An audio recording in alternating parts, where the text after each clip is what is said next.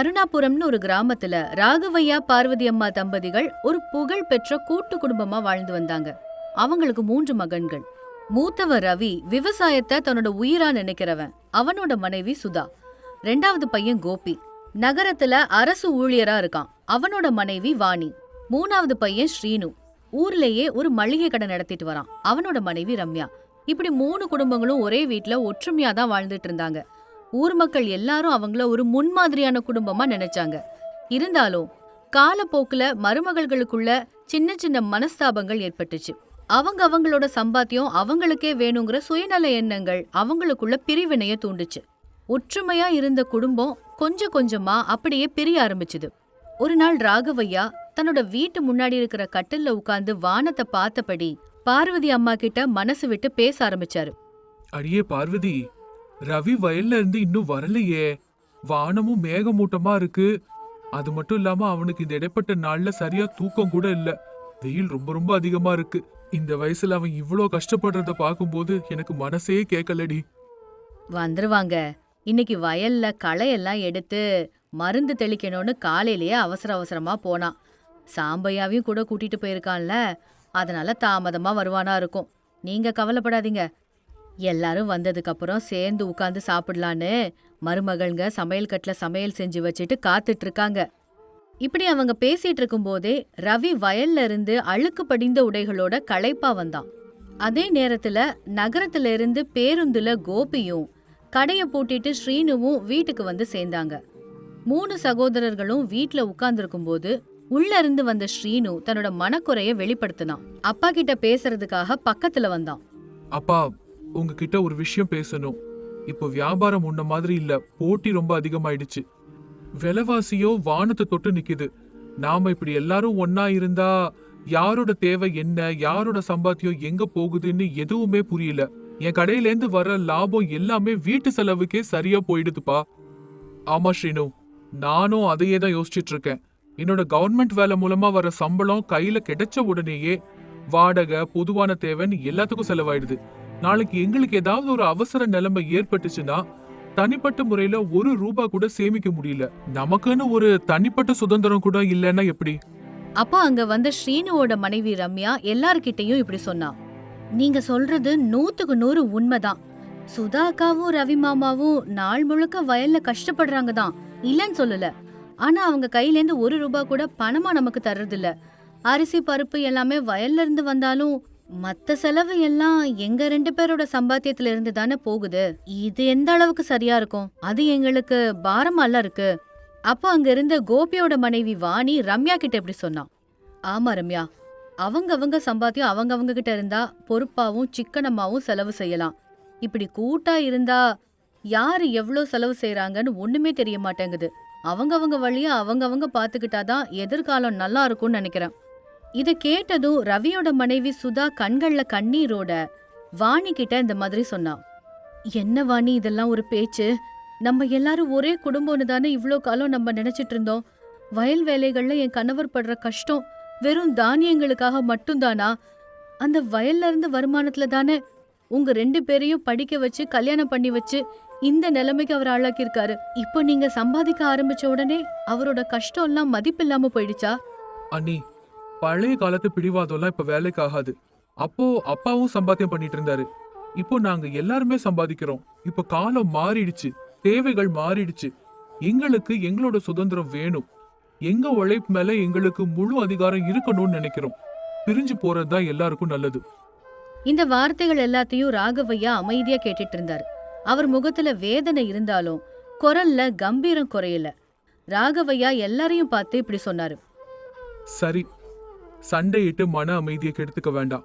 உங்களுக்கு பிரியணுங்கிறது அவ்வளோ உறுதியா இருந்தா நான் தடுக்க மாட்டேன். ஆனா எனக்கு ஒரு சின்ன நிபந்தனை உண்டு. சொத்து பிரிப்பு நடக்கணும்னா அதுக்கு வழக்கறிஞர் வரணும், பத்திரங்கள் எல்லாம் தயார் பண்ணணும். அதுக்கு குறைஞ்சது 1 மாச காலமாவது ஆகும். அது வரைக்கும் நீங்க இந்த வீட்லயே இருந்து ஒருத்தருக்கு ஒருத்தர் சம்பந்தம் இல்லாம தனித்தனியா வாழ்ந்து பாருங்க. அதாவது சமையல் அறையில 3 அடுப்புகள் இருக்கணும். உங்க உணவை நீங்க சமைச்சுக்கோங்க, உங்க செலவுகளை நீங்களே பாத்துக்கோங்க. 1 மாசத்துக்கு அப்புறமும் உங்களுடைய இந்த முடிவு மாறலன்னா அப்போ மகிழ்ச்சியா எல்லாத்தையும் பிரிச்சு கொடுத்துடுறேன். அவர் சொன்னதை கேட்டு சகோதரர்களும் மருமகள்களும் கொஞ்ச நேரம் யோசிச்சுட்டு அதுக்கு சம்மதிச்சாங்க. அடுத்த நாள்ல இருந்தே அந்த வீட்ல பிரிவினைகள் தெரிய ஆரம்பிச்சது. சமையல் அறையில 3 அடுப்புகள் இருந்துச்சு. பார்வதி அம்மா ஒரு மூலையில உட்கார்ந்து வெறுமைய பார்த்தபடி கண்ணீர் விட்டுட்டு இருந்தாங்க. மருமகள்கள் 3 பேரும் அவங்கவங்க சமையல் பாத்திரங்களை அடுக்கிட்டு ஒருத்தருக்கு ஒருத்தர் பேசிக்காம சமைக்க ஆரம்பிச்சாங்க. ஒரு காலத்துல சிரிப்புலியால நிறைஞ்ச அந்த வீடு இப்போ வெறும் பாத்திரங்களோட சத்தத்தோட நிசப்தமா மாறிச்சு. இப்படியே நாள் கடந்துச்சு. முதல் வாரம் எப்படியோ புது உற்சாகத்தோட கழிஞ்சுது. ஆனா 2வது வாரத்துல இருந்து உண்மையான கஷ்டங்கள் வர ஆரம்பிச்சுது. சின்ன சின்ன தடுமாற்றங்கள் வந்துச்சு. இப்படி இருக்கும்போது ஒரு நாள் சாயங்காலம் கோபியோட அறையில வாணி கோபி கிட்ட இப்படி சொன்னா. என்னங்க, அதிகமா வேலை பார்த்து பார்த்து எனக்கு கடுமையான தலைவலி இருக்கு. ஆனா என்னால சமைக்காம இருக்க முடியாதுல்ல. பல மணி நேரம் சமையல் கட்டுல தனியா கிடந்து தவிக்கிறது நரகமா இருக்கு. இதுக்கு முன்னாடி சுதா அக்கா பாதி வேலையை முடிச்சிருவாங்க. அத்தை காய்கறி நறுக்கி கொடுப்பாங்க. நான் நிம்மதியா சின்ன சின்ன வேலைகளை மட்டும் செஞ்சிட்டு இருந்தேன்.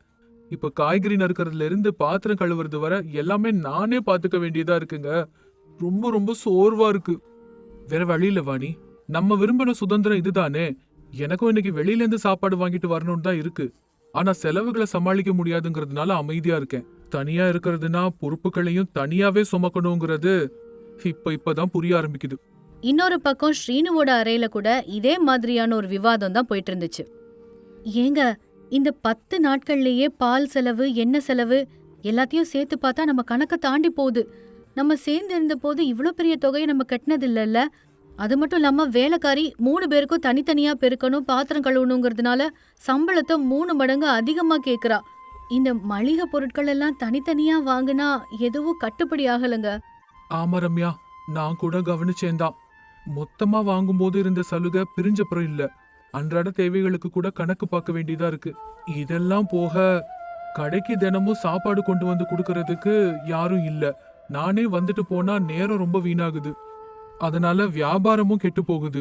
இப்படி இருக்கும்போது ஒரு நாள் ராத்திரி எதிர்பாராத விதமா இயற்கை சீற்றம் அடைஞ்சு ஊர்ல மழை பெய்ய ஆரம்பிச்சுது. இடி மின்னலோட மழை வெளுத்து வாங்குச்சு. மரங்கள் வேரோட சாஞ்சுது. மின்சாரம் துண்டிக்கப்பட்டு இருள் சூழ்ந்தது. அந்த நேரத்துல ரவி பதற்றத்தோட வயலுக்கு போக தயாரானான். அப்பா, காத்தோட வேகத்தை பார்த்தா எனக்கு ரொம்ப பயமா இருக்குப்பா.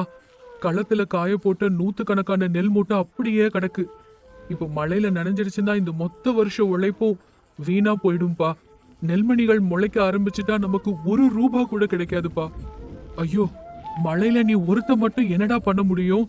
உயிருக்கு ஆபத்து ஏற்படுத்திக்காத. அப்போ ரவி கிளம்பிட்டு இருக்கும்போது அறையில இருந்து கோபியும் ஸ்ரீனுவும் வெளியில வந்தாங்க. அந்த பெரிய மழையோட இரைச்சலும் மின்னலோட ஒளியும் அவங்களுக்குள்ள ஒரு இனம் புரியாத பயத்தை கொடுத்துச்சு. அண்ணன் மட்டும் அந்த இருட்டுல அந்த ஆபத்தான மழையில போறத பார்த்த போது அவங்க மனசாட்சி சும்மா இருக்கல. ரத்த பாசம் அவங்கள அசைச்சு பார்த்தது. அண்ணா நில்லு, நீ தனியா போறது சரியா வராது. அந்த தானியம் நம்ம எல்லாரோட உழைப்பு, நம்ம எல்லாரோட சொத்து. நானும் வரேன்னா 2 பேரும் சேர்ந்து போய் தார்பாலின் போத்திட்டு வரலாம். நில்லுங்க நில்லுங்க, நானும் வரேன். 3 பேரும் போனா வேலையை சீக்கிரமா முடிச்சிட்டு வரலாம்ல. ஒருத்தருக்கு ஒருத்தர் துணையா இருப்போம். சீக்கிரம் கிளம்புங்க, போயிட்டு வந்துடலாம். அப்படி அந்த 3 சகோதரர்களும் அந்த அடர் இருட்டுல கொற்ற மழையில நனைஞ்சபடி வயலுக்கு ஓடுனாங்க. வேக வேகமா போய் தானியங்களுக்கு தார்பாலின் போத்துனாங்க. ஒன்னா சேர்ந்து நெல் குவியலை காப்பாத்துனாங்க. கஷ்டம் வரும்போது துணையா இருக்கிறது தம்பிங்க தானு ரவிக்கும் அண்ணனோட அரவணைப்பு எவ்வளோ தைரியத்தை தருதுன்னு தம்பிங்களுக்கும் அந்த தருணத்துல புரிஞ்சுது. அந்த இரவு கடந்து அடுத்த நாள் காலையும் ஆச்சு. எதிர்பாராத விதமா ராகவையாவுக்கு திடீர்னு கடுமையான நெஞ்சுவலி ஏற்பட்டுச்சு. மூச்சு கூட விட முடியாம சிரமப்பட்டு மயங்கி விழுந்துட்டாரு. பார்வதி அம்மா சத்தமா கூப்பிட்டாங்க. டேய் ரவி, கோபி, சீனு, சீக்கிரமா வாங்கடா.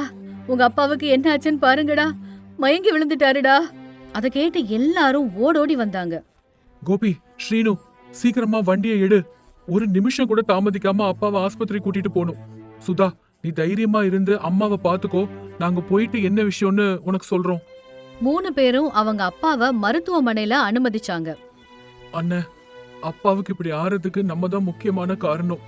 சொத்தை பிரிக்கணும், பிரிஞ்சு போகணும்னு நம்ம போட்ட சண்டை தான் மன ரீதியா அவரை இவ்வளவு பாதிச்சிருச்சு. நம்ம சுயநலமா யோசிச்சு அவரோட உயிருக்கே ஆபத்தை ஏற்படுத்திட்டோன்னு இப்ப ரொம்ப கஷ்டமா இருக்கு. ஆமா அண்ணே, மருத்துவமனையில நிறைய பணம் கட்ட சொல்லி கேட்டாங்க. என்கிட்ட அவ்வளவு பணம் இல்ல. நீயும் கோபி அண்ணாவும் உடனே ஏற்பாடு செஞ்சதுனாலதான் சிகிச்சையா ஆரம்பிச்சது. ஒருவேளை நம்ம பிரிஞ்சிருந்தா இந்த இக்கட்டான நேரத்துல நம்ம தனியா என்ன செஞ்சிருக்க முடியும்? மனுஷ வாழ்க்கை எவ்வளோ பலவீனமானது, துணை எவ்வளோ அவசியங்கிறது இப்போ புரியுதுண்ணா. அப்போ மருத்துவமனைக்கு பார்வதி அம்மாவும் 3 மருமகள்களும் வந்தாங்க. அங்க அவங்களுக்குள்ள இருந்த அன்பு மறுபடியும் கொஞ்சம் கொஞ்சமா துளிர் விட ஆரம்பிச்சுது. அத்தை, எங்களை மன்னிச்சிடுங்க. சுயநலத்துக்காகவும் சுகத்துக்காகவும் நாங்க செஞ்ச அந்த பிரிவின முயற்சி எங்களுக்கே எதிராக திரும்பிடுச்சு. தனியா இருக்கிறதுனால எங்களுக்கு எதுவும் மிஞ்சறதில்ல. அது போக சமையல் அறையில தனிமையும் மனசுல பயமும் தான் அதிகரிக்குது. இந்த அடுப்புகள் எங்களை பிரிச்சுதே தவிர சந்தோஷத்தை தரல. ஆமாத்த, இந்த 2 நாள் மாமாவுக்காக இவங்க பட்ட தவிப்பையும் ஒருத்தருக்கு ஒருத்தர் கொடுத்துக்கிட்ட தைரியத்தையும் பார்த்ததுக்கு அப்புறம்தான் எங்களுக்கு ஞானோதயம் வந்துச்சு. உண்மையான பலம் பணத்துல இல்ல, எல்லாரும் சேர்ந்து இருக்கிற ஒரே வீட்ல தான் இருக்கு. இனிமே எங்களுக்குள்ள என்னோடது உன்னோடதுன்னு எந்த பாகுபாடும் இருக்காது. இப்படி அவங்க நினைக்கும் போதே 2 நாட்களும் கடந்து ராகவையா குணமடைஞ்சு சீரான உடல்நிலையோட வீட்டுக்கு திரும்பி வந்தாரு. அவர் கட்டல்ல படுத்துட்டு இருக்கும்போது மொத்த குடும்பத்துல இருக்கிற எல்லாரும் அவரோட அறைக்கு வந்து தலை குனிஞ்சு நின்னுட்டு இருந்தாங்க. அவங்க எல்லாரையும் ராகவையா ஒரு தடவை பார்த்தாரு. ராகவையா ரொம்ப களைப்போட, ரவி, அந்த வழக்கறிஞரை வர சொன்னியாப்பா? பத்திரங்கள் எல்லாம் தயாராயிடுச்சா? என் வாழ்க்கை எப்ப வேணா முடிஞ்சு போகலாம்ப்பா. என்னோட கடைசி ஆசை நீங்க நிம்மதியா அவங்க பங்குகளை எடுத்துக்கிட்டு சந்தோஷமா பிரிஞ்சு போறதுதான். பத்திரங்கள் தயாராயிடுச்சுன்னா அதுல கையெழுத்து போட்டு கொடுக்கறேன். ரவி கண்ணீரோட, வேண்டாம்ப்பா, எந்த வழக்கறிஞரும் வேண்டாம், எந்த பிரிவினையும் எங்களுக்குள்ள வேண்டவே வேண்டாம்.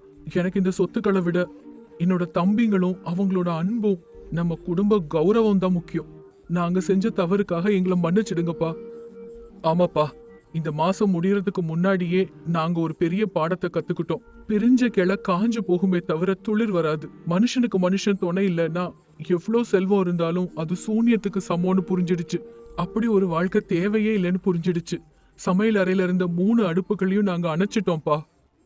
இனிமே இந்த வீட்டுல ஒரே ஒரு அடுப்பு தான் எரியும், ஒரே ஒரு சிரிப்பொலி தான் கேட்கும். நாங்க எல்லாரும் மறுபடியும் உங்க நிழல்ல, உங்க வழிகாட்டுதல்லையே இருக்க விருப்பப்படுறோம். எங்களுக்குள்ள இருந்த சின்ன விரிசலை நிரந்தரமா நாங்க தொடச்சு தூர போட்டுட்டோம். அப்படி அவங்க சொன்னதும் ராகவையா பார்வதி அம்மாவோட கண்கள்ல ஆனந்த கண்ணீர் வந்துச்சு. அவங்க முகத்துல மறுபடியும் பழைய பொலிவு வந்தது. மருமகள்கள் 3 பேரும் உற்சாகமா சமையல் அறைக்கு போய் பாட்டு பாடிக்கிட்டே சேர்ந்து மணக்க மணக்க சாப்பாடு சமைக்க ஆரம்பிச்சாங்க. அந்த பசுமையான அருணாபுரம் கிராமத்துல மீண்டும் ராகவையாவோட குடும்பம் கூட்டு குடும்பங்கிற சொல்லுக்கு சான்றா ஒரு முன்மாதிரியா திகழ்ந்துச்சு. எல்லாரும் சேர்ந்து ரொம்ப சந்தோஷமா வாழ்ந்தாங்க. இந்த கதையில இருந்து நம்ம தெரிஞ்சுக்கிற நீதி என்னன்னா, பிரிஞ்சு போனா மதிப்பு இருக்காது, கூடி வாழ்ந்தால் கோடி நன்மை.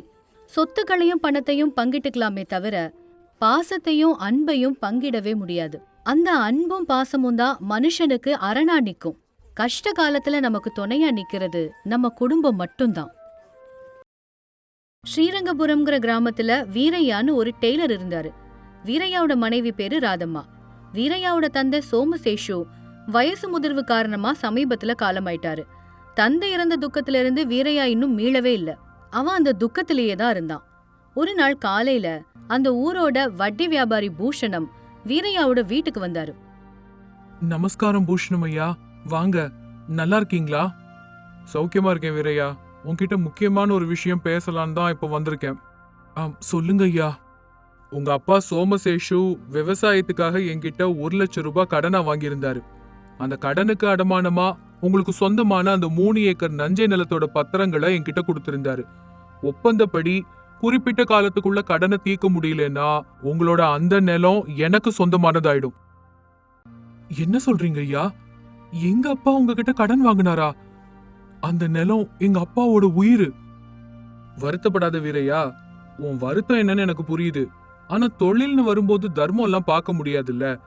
உங்க அப்பா இப்போ இல்லங்கிறதுனால அந்த கடனை தீர்க்கிற பொறுப்பு உன்னோடது. இப்பவே மொத்த பணத்தையும் கட்டிடுறியா இல்ல நிலத்தை எனக்கு விட்டு கொடுக்கறியா? ஏற்கனவே காலம் முடிஞ்சு போச்சு. என்கிட்ட அவ்வளோ பணம் எங்கேருந்து இருக்க போகுது? நானே டெய்லர் வேலை செஞ்சு வாழ்ந்துட்டு இருக்கேன். ஆனா அந்த இடம் எங்க அப்பாவோட ஞாபகமா இருக்கு. அதுக்கு நான் என்னப்பா பண்ணட்டும்? என்னோட பணம் எனக்கு திரும்ப வேணும்ல. ஐயா, அந்த நிலம் எங்க அப்பாவோட ஆன்மா. தயவு செஞ்சு எனக்கு கொஞ்ச காலம் அவகாசம் கொடுங்க. நான் ராத்திரி பகலா உழைச்சு உங்க கடனை எப்படியாவது தீர்த்துறேன். அது வரைக்கும் அந்த நிலத்தை யாருக்கும் தயவு செஞ்சு வித்துறாதீங்க. சரி வீரையா, உன் கண்ணீரை பார்த்து இதுக்கு நான் சம்மதிக்கிறேன். உனக்கு 1 வருஷ காலம் அவகாசம் தரேன். அதுக்குள்ள வட்டியோட சேர்த்து அசலையும் நீ அடைச்சாகணும். இல்லனா அந்த நிலத்து மேல இருக்கிற ஆசைய விட்டுடுப்பா. ரொம்ப நன்றி ஐயா. கண்டிப்பா உங்க கடனை எப்படியாவது நான் தீர்த்துருவேன். பூஷணம் அங்கிருந்து போயிடுறாரு. வீரையாவும் ராதம்மாவும் அந்த திண்ணையில அப்படியே உட்கார்ந்துட்டாங்க. ராதம்மாவோட கண்ல இருந்து கண்ணீர் வந்துச்சு. ஏங்க, இவ்ளோ பெரிய தொகையை நம்மளால எப்படி தீர்க்க முடியும்? நமக்கு வர்ற வருமானம் நம்ம சாப்பாட்டுக்கும் உடுப்புக்குமே சரியா போகுது. இப்படி இருக்கும்போது லட்சக்கணக்கான கடனை நம்ம எப்படி தீர்க்கறது? ராதா, அந்த நிலம் இன்னொருத்தர் கைக்கு போறதுக்கு நான் விட மாட்டேன். எனக்கு தெரிஞ்சது இந்த தையல் வேலை தான். இந்த ஊசியும் நூலும் தான் என்னோட ஆயுதங்கள். இனி என்னோட வாழ்க்கை அந்த நிலத்துக்காக தான். அதுக்கு நீ எனக்கு துணையா இருக்கணுமா? ஆனா நான் என்னங்க உங்களுக்கு செய்யணும்? சிக்கணும், கடுமையான சிக்கணும். இனிமே நம்ம வீட்ல அனாவசியமான செலவுன்னு ஒண்ணு கூட இருக்க கூடாது. அன்னையில இருந்து வீரையா கிட்ட எதிர்பாராத ஒரு மாற்றம் வந்துச்சு. அவன் சாதாரண வீரையாவில இருந்து கஞ்சன் வீரையாவா மாறினான். மறுநாள் காலையில, ஏங்க டீ எடுத்துக்கோங்க. ராதா, இதுக்கு பால் வேணும், சக்கரை வேணும், டீ தூள் வேணும். இதெல்லாம் உனக்கு இலவசமா வருதுன்னு நினைச்சியா? எவ்ளோ செலவு! ஒரு நாளைக்கு 2 முறை டீ குடிச்சா மாசத்துக்கு எவ்வளவு ஆகும் கணக்கு பாத்தியா? ஏங்க, காலையில எந்திரிச்சதுல இருந்து கஷ்டப்படுறீங்க. ஒரு வாய் டீ கூட குடிக்கலன்னா எப்படிங்க? சோர்வா இருக்காதா? சோர்வா இருந்தா தண்ணி குடிச்சுக்கலாம். தண்ணி இலவசம், டீ காசு. இனிமே நம்ம வீட்ல டீ கிடையாது. அந்த பணத்தை நான் கடனுக்காக சேமிக்க போறேன். போய் அந்த பாலை யார்கிட்டயாவது வித்துரு. அந்த பணத்தை எடுத்துட்டு போய் உண்டியல்ல போட்டுரு. புரியுதா? ஆனா ஆனாகினா ஒண்ணும் கிடையாது. என் முடிவு அவ்வளவுதான். போய் தண்ணி எடுத்துட்டு வா. ராதாம்மா பெருமூச்சு விட்டு தண்ணி கொண்டு வந்து கொடுத்தா. தண்ணிய குடிச்சிட்டு அவன் தையல் மிஷின்ல போய் உட்கார்ந்தான். இப்ப மத்தியானம் சாப்பிடுற நேரம் ஆச்சு. சரி, சாப்பிடுறதுக்கு எந்திரிச்சு வாங்க, சாதமும் குழம்பும் தான் வச்சிருக்கேன். வீரையா இலை முன்னாடி வந்து உட்கார்ந்தான். என்னது இது ராதா? குழம்புல எதுக்கு இவ்ளோ எண்ணெய் ஊத்துற? இவ்ளோ கடுகு உளுந்து அவசியமா? இப்படி நீ வீணாக்குனா நம்மளால நிலத்தோட எல்லைக்கு கூட போக முடியாது, பாத்துக்கோ. ஐயோ, ஊத்துனது கொஞ்சம் எண்ணெய் தாங்க. இது கூட ஊத்தலைன்னா குழம்பு எப்படிங்க வேகும்? அதுக்குள்ள இவ்ளோ கஞ்சத்தனம் எதுக்குங்க உங்களுக்கு? ஆமா, கஞ்சத்தனம் தான். அந்த நிலம் கிடைக்கிற வரைக்கும் இதுதான் வேதம். இனிமே ஒரு நாளைக்கு 2 வேளை சமைக்க வேண்டாம். காலையில சமைச்சதையே ராத்திரிக்கும் சாப்பிடணும். மறுபடியும் அடுப்ப பத்த வச்சா விறகு செலவாகும். புரிஞ்சுதா? சரிங்க, உங்க இஷ்டம். ஆனா உங்களோட ஆரோக்கியம் இதனால கெட்டு போயிடும். அதையும் யோசிங்க. வீரையா வயிறு நிறைய சாப்பிடுறத நிறுத்திட்டான். துணி தைக்கும் போது கூட நூல் வீணாகாம பாத்துக்கிட்டான். சின்ன துண்டு துணிகளை கூட தூக்கி எறியாம அதுல இருந்து பை தச்சு வித்தான். இப்படி முடிஞ்ச வர சம்பாதிக்க ஆரம்பிச்சான். ஒரு நாள் அந்த ஊர்ல இருக்கிற ரங்காராவ்னு ஒருத்தர் துணி தைக்கிறதுக்காக வந்தாரு. அவர் அங்க வந்து, என்னப்பா வீரையா, முந்தா நாள் என்னோட சட்டையை தைக்க கொடுத்திருந்தேனே, தச்சிட்டியா? தச்சு முடிச்சிட்டேங்க ஐயா. இதோ உங்களோட சட்டை. சட்டைக்கான தையல் கூலி 50 ரூபா. என்னது 50 ரூபாயா? போன முறை 40 ரூபா தானே சொன்ன, இப்ப 10 ரூபாய திடீர்னு கூட்டிட்ட? ஆமாங்க ஐயா, நூல் விலை ஏறிடுச்சு, ஊசி விலையும் ஏறிடுச்சு. அது மட்டும் இல்லாம நான் பயன்படுத்தின நூல் ரொம்ப வலிமையானது. உங்க சட்டை கிழிஞ்சாலும் தையல் பிரியவே பிரியாது. அவ்வளவு உறுதியா தச்சிருக்கேன். என் உழைப்புக்கு அந்த அளவுக்காவது கொடுங்க. சரி சரி, நல்லா தச்சிருக்க, அதனால கொடுக்கறேன். இந்தா வாங்கிக்கோ. அது சரி, மிச்சமுள்ள துணி எங்க? மிச்ச துணியா? அது எங்க இருக்க போகுது? எல்லாம் சரியா போச்சுங்க. வேணும்னா நீங்களே பாருங்க. பையுக்குள்ள ஒட்டு போட பயன்படுத்தியிருக்கேன். காலருக்கு கீழே உறுதியா இருக்கிறதுக்காக பயன்படுத்தியிருக்கேன். ஒரு நூல் இழை கூட மிச்சம் இல்ல. இது என்ன கதை வீரையா? 2 மீட்டர் துணி கொடுத்தா ஒரு துண்டு கூட மிஞ்சலன்னு சொல்ற? நீ ரொம்பவும் கஞ்சன் ஆயிட்டப்பா. ஆமாங்க ஐயா, நான் கஞ்சன் தான். துணி வீணாக கூடாது இல்லையா? அதனால எல்லாத்தையும் பயன்படுத்திட்டேன். உங்களுக்கு வேணும்னா சொல்லுங்க, என்கிட்ட இருக்கிற பழைய துணியை தரேன். அத வேணா வாங்கிட்டு போங்க. வேண்டாம்ப்பா வேண்டாம், உன் கஞ்சத்தனத்தை விட்டு தள்ளுப்பா. நல்லாவே தச்சிருக்கப்போ. ரங்காராவ் வெளியில போயிட்டாரு. வீரையா அந்த 50 ரூபாய கண்கள்ல ஒத்திக்கிட்டு உள்ள இருந்த பழைய இரும்பு பெட்டியில கொண்டு போய் வச்சான். ராதம்மா இது எல்லாத்தையும் கவனிச்சிட்டு இருந்தா. ஏங்க, அந்த ஐயா கேட்ட போது மீதி துணியை நீங்க கொடுத்திருக்கலாம்ல, அத வச்சுக்கிட்டு நீங்க என்ன செய்ய போறீங்க? அப்படிலாம் சொல்லாத ராதா. அந்த சின்ன துண்டை வச்சு நம்ம ரவிக்கே தைக்கலாம். அப்படி இல்லைன்னா பை தைக்கலாம். அதை வித்தா இன்னும் 10 ரூபாய் கிடைக்கும். அந்த 10 ரூபாய் நம்ம நிலத்தோட கடன் அடைக்கிறதுக்கு சேரும். ஒவ்வொரு பைசாவும் முக்கியம் ராதா. எப்பாடு பட்டாவது அந்த பணத்தை சேர்த்தே ஆகணும். உங்க வைராகியத்தை பார்க்கும்போது எனக்கு பெருமையா இருக்கு, ஆனா பயமாவும் இருக்கு. நீங்க ரொம்பவும் இழைச்சு போயிட்டே இருக்கீங்க. பயப்படாத ராதா. வீரையாவோட கஞ்சத்தனம் ஊர் முழுக்க பரவுச்சு.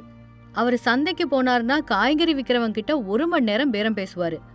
வீரையா குறைஞ்ச விலைக்கு கிடைக்குதுங்கிறதுக்காக ரொம்ப முத்தி போன கத்திரிக்காய் எல்லாம் வாங்கிட்டு வீட்டுக்கு வந்தாரு.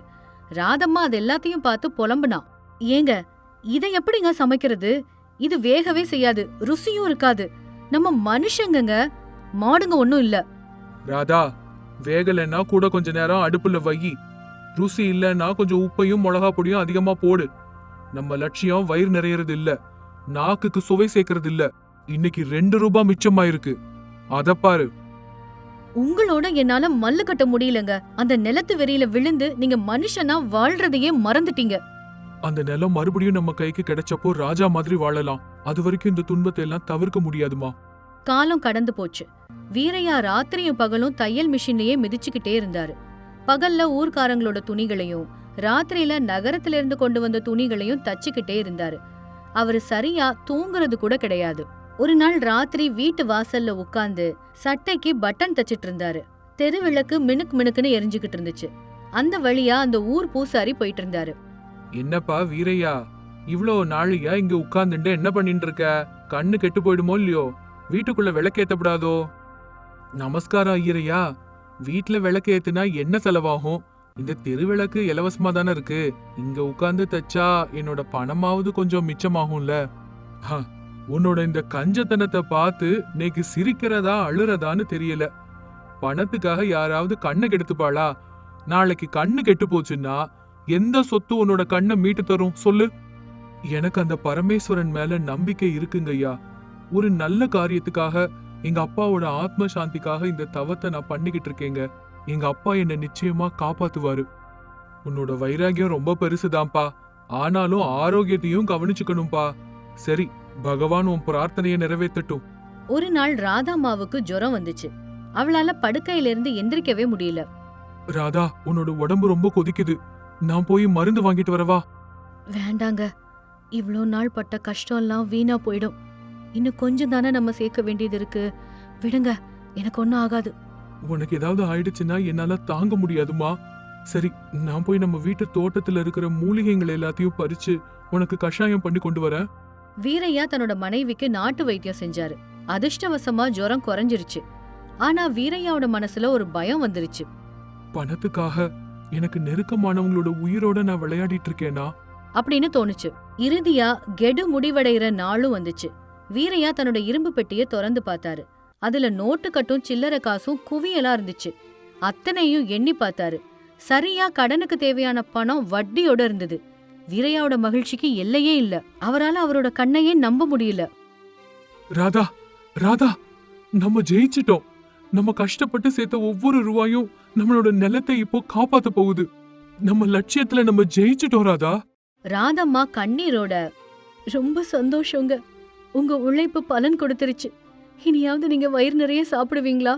நல்ல துணிமணி உடுத்திப்பீங்களா? கண்டிப்பா ராதா, நமக்கு இன்னைக்கு திருவிழாதான். வா, பூஷணம் ஐயா வீட்டுக்கு போகலாம். வீரையாவும் ராதம்மாவும் அந்த பணம் முடிச்ச எடுத்துக்கிட்டு பூஷணமோட வீட்டுக்கு போனாங்க. பூஷணம் திண்ணையில உட்கார்ந்திருந்தாரு. வீரையாவை பார்த்ததும் அவர் ஆச்சரியப்பட்டு கேட்டாரு. என்ன வீரையா, கெடு இன்னையோட முடியுது. பணம் கொண்டு வந்தியா இல்ல நிலத்தை என்கிட்ட விட்டு கொடுக்கறியா? வீரையா பெருமையா பணிவோட, கொண்டு வந்துட்டேன் ஐயா, இதோ உங்க கடன். வட்டியோட கணக்க பார்த்து கடனை முடிச்சிருங்க. வீரையா அந்த பணம் முடிச்ச பூஷணம் முன்னாடி கொட்டுனாரு. பூஷணமோ இதெல்லாம் நிஜம்தானான்னு ஆச்சரியத்தோட பார்த்தாரு. இது என்ன வீரையா, இவ்ளோ சில்லறையா? இது எங்க இருந்து வந்துச்சு? இது எல்லாம் என்னோட வயித்தை கட்டி என் மனைவியோட பசிய பொறுத்துக்கிட்டு ஒவ்வொரு ரூபாயா சேர்த்து சேர்த்து கொண்டு வந்தேன். நான் டீ குடிக்கல, செருப்பு வாங்கல, நல்ல காய்கறிகள் சாப்பிடல. கடைசியில காய்ச்சல் வந்த போது ஒரு மருந்து மாத்திரை கூட என் பொண்டாட்டிக்கு நான் வாங்கி கொடுக்கல. இதெல்லாம் அந்த நிலத்துக்காக தான். இது வெறும் பணம் இல்லைங்கய்யா, ஒரு சாதாரண டெய்லரோட தவம், எங்க அப்பாவோட உயிர். பூஷணத்துக்கு பேசுறதுக்கு வார்த்தையே வரல. ஒரு சாதாரண தையல்காரன் தன்னோட அப்பாவோட சொத்தை காப்பாத்துறதுக்காக இவ்ளோ பாடுபடுறத பார்த்து அவரோட மனசு உருகி போச்சு. பணத்தை எண்றதுக்காக ஆட்களை கூப்பிட்டாரு. எண்ணி முடிக்க 1 மணி நேரம் ஆச்சு. கணக்குல எந்த தப்பும் இல்லாம சரியா இருந்துச்சு. வீரையா, உன்னோட வைராகியத்துக்கு ஒரு பெரிய சல்யூட் பா. உன்ன மாதிரி ஒரு பையன் கிடைக்க சோமசேஷு கொடுத்து வச்சிருக்கணும். நான் எத்தனையோ விவசாயிகளை பார்த்திருக்கேன், ஆனா நிலத்துக்காக இவ்ளோ கஷ்டப்படுறவன பார்த்ததே இல்ல. இதோப்பா உன்னோட நிலப்பத்திரங்கள், சந்தோஷமா வாங்கிக்கோ. பூஷணம் பத்திரத்தை எல்லாத்தையும் எடுத்து வீரையா கையில கொடுத்தாரு. ரொம்ப ரொம்ப நன்றிங்க ஐயா. வீரையா, ஒரு விஷயம், உன்னை கஞ்சன்னு இந்த ஊரே சொல்லிக்கிட்டு இருக்கு. ஆனா அது கஞ்சத்தனம் இல்ல, சிக்கனோன்னு எனக்கு இப்ப புரியுது. இருந்தாலும் இனியாவது உன்னோட ஆரோக்கியத்தை நீ கவனிச்சுக்கணும்பா, சரியா? வீரையாவும் ராதம்மாவும் நேர அவங்க நிலத்துக்கு போனாங்க. ராதா, பாத்தியா, இந்த மண்ணோட வாசனையில எங்க அப்பாவோட உயிர் இருக்கு. இன்னைக்கு நம்ம ஜெயிச்சிட்டோம். இனிமே நம்ம வயிறு நிறைய சாப்பிடலாம். சிக்கனத்தோட மதிப்பு எனக்கு தெரிஞ்சிடுச்சு. அதே மாதிரி கஞ்சத்தனத்தினால ஏற்படுற கஷ்டமும் எனக்கு புரிஞ்சிடுச்சு. இனிமே நம்ம எந்த குறையும் இல்லாம சந்தோஷமா இருக்கலாம். ஆமாங்க, எனக்கு கூட இன்னைக்கு ரொம்ப ரொம்ப சந்தோஷமா இருக்கு. நீங்க சாதிச்சிட்டீங்க. கஞ்சன் வீரையா இப்ப மறுபடியும் பழைய வீரையாவா மாறினான். இந்த கதையில நம்ம தெரிஞ்சுக்கிட்ட நீதி என்னன்னா, லட்சியம் பெருசா இருக்கும்போது அதை அடையறதுக்காக நம்ம பண்ற தியாகமும் பெருசாதான் இருக்கும். அப்பா அம்மாவோட சொத்துக்களையும் அவங்களுடைய நினைவுகளையும் காப்பாத்துறது கூட ஒரு நல்ல பிள்ளையோட கடமையாகும்.